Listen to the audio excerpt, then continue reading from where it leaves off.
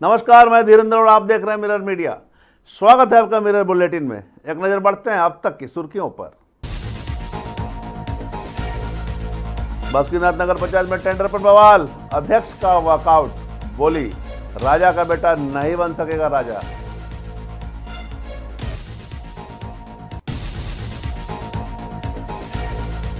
विभिन्न क्षेत्रों में सीआईएसएफ का सघन अभियान, ड्रोन निगरानी से कोयला चोरी अवैध खनन पर कथा शिकंजा।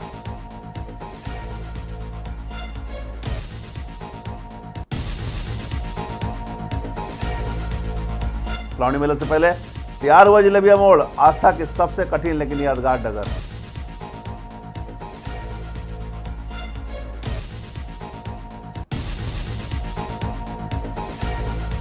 जगन्नाथ मंदिर पहुंचे विधायक अरूप, क्षेत्र की सुख समृद्धि के लिए की विशेष पूजा।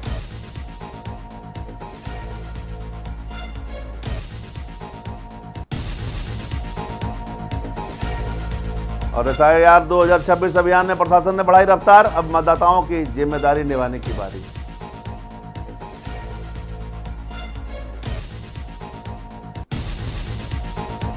और अब खबरें विस्तार से। दुमका के बासुकीनाथ नगर पंचायत में सफाई टेंडर को लेकर सियासी और प्रशासनिक घमासान देखने को मिला। भादो माह की सफाई व्यवस्था पर चर्चा के लिए बुलाई गई बोर्ड की मीटिंग की बैठक उस वक्त हंगामे बदल गई जब टेंडर में अनुभव की शर्तों का विरोध करते हुए नगर पंचायत बीना देवी ने बैठक छोड़कर बाहर निकल गई। अध्यक्ष ने एक ही ठेकेदार को बार बार काम दिए जाने का आरोप लगाते हुए इसे मिलीभगत का मामला बताया। बैठक में उपाध्यक्ष, कार्यपालक पदाधिकारी और सभी 12 वार्ड पार्षद मौजूद थे, लेकिन सफाई टेंडर में अनुभव की अनिवार्यता को लेकर विवाद शुरू हो गया। नगर पंचायत अध्यक्ष बीना देवी ने सवाल उठाया कि साफ सफाई के काम के लिए बिल्डिंग निर्माण का अनुभव क्यों मांगा जा रहा है। उनका आरोप है कि इस शर्त के जरिए हर साल एक ही ठेकेदार को काम दिया जाता है। उन्होंने पार्षदों और संवेदक को मिलीभगत का आरोप लगाते हुए बैठक का बहिष्कार कर दिया, जिसके बाद बोर्ड मीटिंग रद्द करनी पड़ी। अध्यक्ष का कहना है कि नगर पंचायत में टेंडर प्रक्रिया पारदर्शी होनी चाहिए और नए ठेकेदार को भी समान अवसर मिलना चाहिए। उन्होंने साफ कहा कि किसी एक व्यक्ति या ठेकेदार का एकाधिकार स्वीकार नहीं किया जाएगा। फिलहाल सफाई टेंडर पर फैसला टल गया है, लेकिन अध्यक्ष के आरोपों ने नगर पंचायती कार्यप्रणाली पर कई सवाल खड़े कर दिए हैं। अब देखना होगा कि अगली बोर्ड बैठक में इस विवाद का क्या समाधान निकलता है।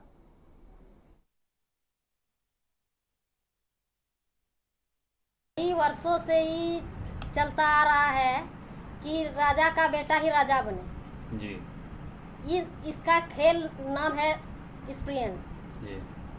ये एक्सपीरियंस लगाने के चक्कर में ये लोग सारा हम लोग का श्रावणी मेला में सफाई के लिए 30 लाख का नुकसान हम लोग को हुआ इस वर्ष। उसके बाद जो 1 करोड़ 4 लाख लगा आपकी बार सफाई में, पहले 74 लाख में होता था जी। 1 करोड़ 4 लाख लगा, 30 लाख का नुकसान हुआ हम लोग का। उसके बाद अभी भी लोग क्या चाहते हैं, टेबल ठोक ठोक के लोग ऐसे बोलता है ताकि भादों में भी हमको एक्सपीरियंस लगा दीजिए, ताकि वही इन लोग का तो कुछ तो मिली भगत है ना, इन लोग का मिली भगत होकर फिर एक्सपीरियंस लगा दीजिए ताकि एक ही लोग को पर्सनली तौर पर एक ही लोग को लाभ पहुँचे। ये तो हम होने देंगे नहीं।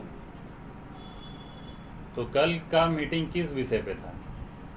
मीटिंग तो ये लोग तो होने नहीं दी। यही मीटिंग क्या कि हम वार्ड पार्षद से पूछ। कोयला चोरी, अवैध खनन और अवैध परिवहन पर रोक लगाने के लिए विशिष्ट क्षेत्रों में सीआईएसएफ ने व्यापक अभियान चलाया है। अभियान के तहत ड्रोन सर्विलांस, एरिया डोमिनेशन और संयुक्त कार्रवाई के जरिए विभिन्न संवेदनशील इलाकों की निगरानी की गई। कार्रवाई के दौरान बरौड़ा क्षेत्र में डीजल चोरी का प्रयास विफल कर 1 गैलन डीजल बरामद किया गया, जबकि जेलगौड़ा क्षेत्र में चोरी की 33 बैटरियां जब्त की गई। कतरा सुपुर्द के क्षेत्र में ड्रोन सर्विलांस के संवेदनशील स्थलों की निगरानी की गई। वहीं बसंती माता क्षेत्र के पलासिया जंगल में 6 अवैध खनन मुहानों को बीसीसीएल ने और बंद कर दिया। सीआईएसएफ ने स्पष्ट कहा कि ड्रोन के जरिए निगरानी आगे भी जारी रहेगी और बीसीसीएल प्रबंधन व स्थानीय प्रशासन का समन्वय बनाकर कोयला चोरी तथा अवैध खनन के खिलाफ सख्त कार्रवाई लगातार जारी रहेगी।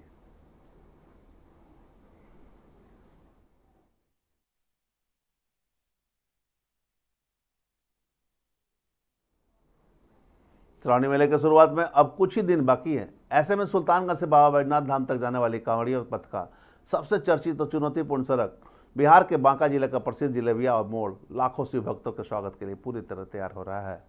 यहाँ प्रशासन और स्थानीयों ने तैयारियों को अंतिम चरण में जुट गए हैं। दिन में बांका जिले के बेलहर प्रखंड में स्थित जिलेबिया मोड़ कांवड़ यात्रा का ऐतिहासिक और बेहद महत्वपूर्ण पड़ाव है। हर साल सुल्तानगंज से पवित्र गंगा जल लेकर लाखों कांवड़िया इसी रास्ते बाबा बैजनाथ धाम की और बढ़ते हैं। सावन के महीने में पूरा इलाका बोल बम के जयघोष से भक्तिमय होता है। इस स्थान का नाम जिलेबिया मोड़ इसलिए पड़ा क्योंकि यहाँ की सड़क बिल्कुल जिलेबी की तरह घुमावदार है। आगे सुइया पहाड़ की कठिन चढ़ाई और ढलान कांवड़ यात्रा को और चुनौतीपूर्ण बना देती है। यही कारण है कि इसे पूरी यात्रा का सबसे कठिन लेकिन सबसे रोमांचक और यादगार पड़ाव माना जाता है। धार्मिक मान्यता है कि इस कठिन रास्ते को पार करना शिव भक्तों की आस्था, धैर्य और समर्पण की परीक्षा होती है। श्रद्धालुओं की सुविधा के लिए पैदल मार्ग पर बालू बिछाई जाती है ताकि नंगे पार चलने वाले कांवरियों को राहत मिल सके। वहीं पूजा सामग्री, प्रसाद, खान पान और अन्य जरूरी सामान की दुकानें भी सजने शुरू हो गए।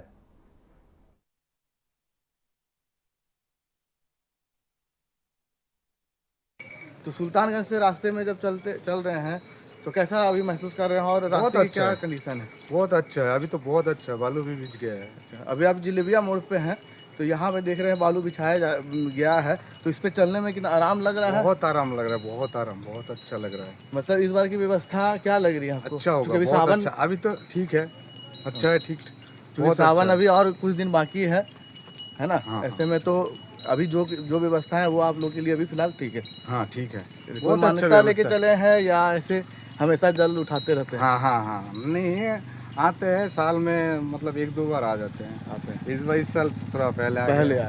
धनबाद के निरसा में भगवान जगन्नाथ की रथ यात्रा के अवसर पर विधायक अरूप ने कुमार दुबे स्थित जगन्नाथ मंदिर पहुंचकर पूजा अर्चना की। इस दौरान उन्होंने पूरे विधानसभा क्षेत्र की सुख, शांति और समृद्धि की कामना की। मंदिर परिसर में उत्कल समाज ने उनका पारंपरिक तरीके से स्वागत किया। देर शाम विधायक अरूप जी कुमार दुबे 4 नंबर उड़िया धौड़ा स्थित भगवान जगन्नाथ मंदिर पहुंचे, जहां केंद्रीय उत्कल समाज के सदस्यों ने अंग वर्ष देकर उनका स्वागत किया। इसके बाद विधायक ने भगवान जगन्नाथ, भाई बलभद्र और बहन सुभद्रा की विधिवत पूजा अर्चना कर क्षेत्रवासियों के सुख समृद्धि की कामना की। रथ यात्रा के दौरान उत्कल समाज की ओर से सोशल मीडिया से जकड़ता बचपन विषय पर विशेष प्रदर्शनी में लगाई गई थी। विधायक रूप ने प्रदर्शनी का अवलोकन किया और इसकी थीम की सराहना करते हुए कहा कि यह समाज को जागरूक करने वाला महत्वपूर्ण संदेश है। यहाँ कुमारडुबे जगन्नाथ मंदिर मौसीबाड़ी में आज हम लोग यहाँ पर आए हैं और हर एक साल की भांति यहाँ मेला भी लगा हुआ है। हमारे विधानसभा क्षेत्र के सबसे पुराना रथ यात्रा यहाँ कुमारडुबे क्षेत्र में बगानदावड़ा क्षेत्र में होता है और आज भी मतलब उड़िया कम्युनिटी के लोग इसमें जुड़े हुए हैं। इस क्षेत्र के जितने भी इस कम्युनिटी के लोग हैं सब लोग बहुत धूमधाम से रथ यात्रा यहाँ पर मनाते हैं। तो भगवान जगन्नाथ सबको प्रभु सबको आशीर्वाद करे, सबकी मनोकामना पूरी करे और उल्टा रथ तक ये जो यात्रा है ये बहुत ही शुभ हो, सब लोग आनंद उठाएं। धनबाद में मतदाता सूची के विशेष गहन पुनरीक्षण यानी कि SIR 2026 अभियान को तेज करने के लिए जिला प्रशासन पूरी तरह सक्रिय हो गई है। 100% डिजिटाइजेशन सुनिश्चित करने के उद्देश्य से झारखंड के उप निर्वाचन पदाधिकारी और धनबाद SDM ने शहर का दौरा किया, लोगों से संवाद किया और 12 एसोसिएशन और चैम्बर ऑफ कॉमर्स के साथ बैठक कर मतदाताओं से अपनी जिम्मेदारी निभाने की अपील की। मतदाता सूची के विशेष गहन पुनरीक्षण कार्यक्रम के तहत शनिवार को झारखंड के उप निर्वाचन पदाधिकारी धीरज कुमार ठाकुर और धनबाद विधानसभा की सह अनुमंडल पदाधिकारी लोकेश बारंगी ने 12 एसोसिएशन विभिन्न चैम्बर ऑफ कॉमर्स के प्रतिनिधियों के साथ बैठक की। बैठक से पहले दोनों अधिकारियों ने धनबाद रेलवे स्टेशन सहित विभिन्न क्षेत्रों का दौरा किया और आम लोगों से बातचीत कर SIR अभियान की प्रगति का जायजा लिया। अधिकांश लोगों ने बताया कि वे अपनी प्रक्रिया पूरी कर चुके हैं। बैठक के दौरान अधिकारियों ने बताया कि ग्रामीण क्षेत्रों की तुलना में शहरी क्षेत्रों में गन्ना पत्रों के विवरण संग्रहण और डिजिटाइजेशन की रफ्तार अपेक्षाकृत धीमी है। इसे देखते हुए धनबाद और झरिया में 18 और 20 जुलाई को विशेष शिविर लगाए गए हैं, जहां BLO, supervisor, help desk manager और स्वयं सेवक मतदाताओं की सहायता करेंगे।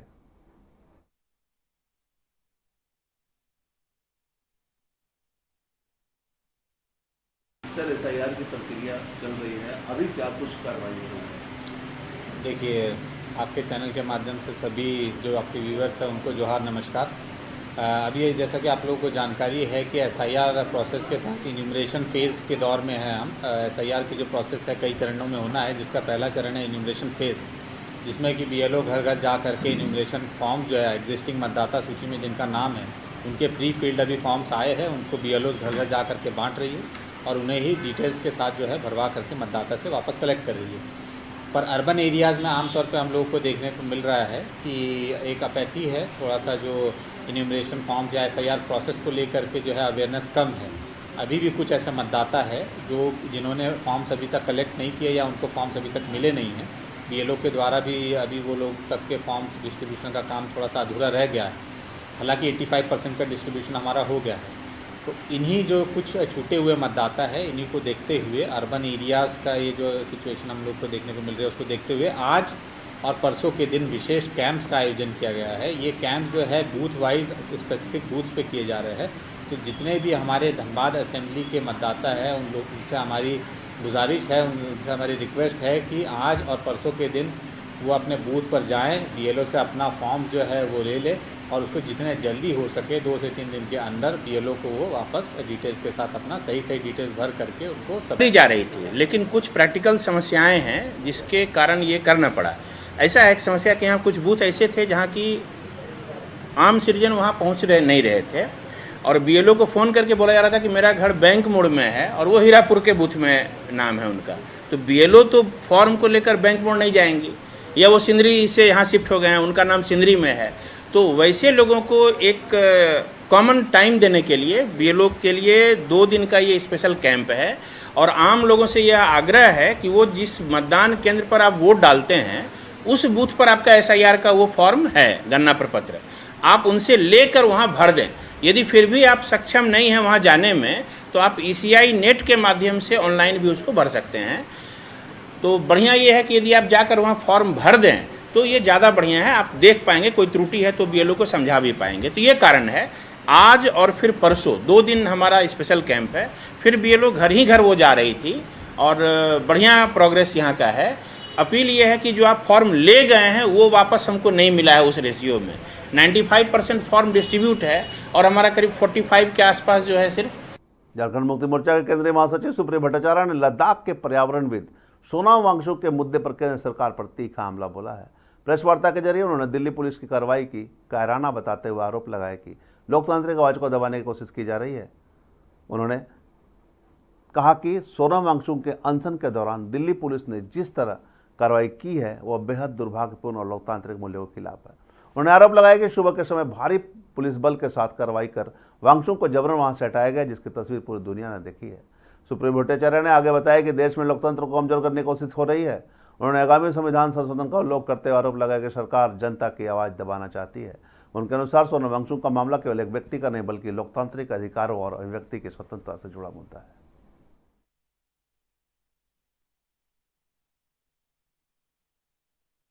कल 20वां दिन था देश के प्रख्यात वैज्ञानिक, शिक्षाविद और सामाजिक कार्यकर्ता सोनम वांगचुक के आमरण अनशन का।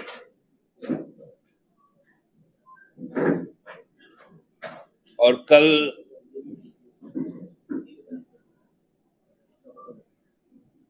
ही हाईकोर्ट ने, दिल्ली हाईकोर्ट ने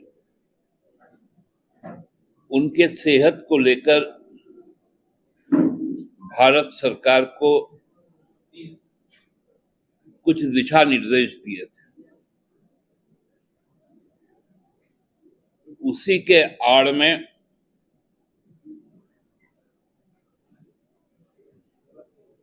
देश के गृह मंत्री के अधीन दिल्ली पुलिस ने आज सुबह जो कायराना हरकत किया, जो डर दिखा देश के गृह मंत्रालय के अंदर कि सुबह 7 बजे सोनम वांगचुक जी के जंतर मंतर के जो अनशन स्थल था उस पर हमला बोल। और मेरे बुलेटिन में तो बस इतना ही। ताजा अपडेट के लिए बने रहे मिरर मीडिया के साथ।